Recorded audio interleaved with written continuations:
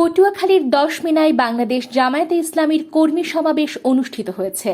শুক্রবার বিকাল ৪টায় উপজেলার বাঁশবাড়িয়া ইউনিয়ন শাখার উদ্যোগে গছানী মাধ্যমিক বিদ্যালয়ের অডিটোরিয়াম হল রুমে এই কর্মী সমাবেশ অনুষ্ঠিত হয়। বাংলাদেশ জামায়াতে ইসলামী বাঁশবাড়িয়া ইউনিয়নের সভাপতি মাওলানা মোহাম্মদ নুরুল আমিনের সভাপতিত্বে ও সাধারণ সম্পাদক মাওলানা মনিরুল ইসলামের সঞ্চালনায় প্রধান অতিথি ছিলেন বাংলাদেশ জামায়াতে ইসলামী পটুয়াখালী ৩ ১০ মিনা গলাচিপা মনোনীত সংসদ সদস্য পদপ্রার্থী অধ্যাপক মোহাম্মদ শাহ আলম।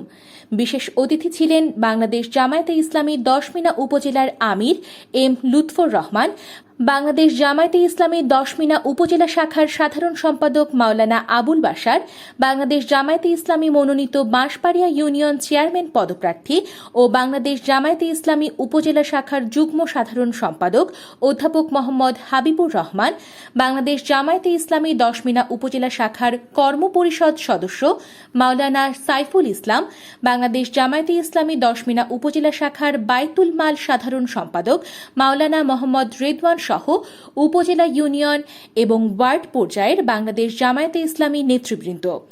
প্রধান অতিথি তার বক্তব্যে বলেন, আগামী নির্বাচনে ক্ষমতায় আসতে পারলে মানুষের মৌলিক অধিকার বাস্তবায়ন করা হবে।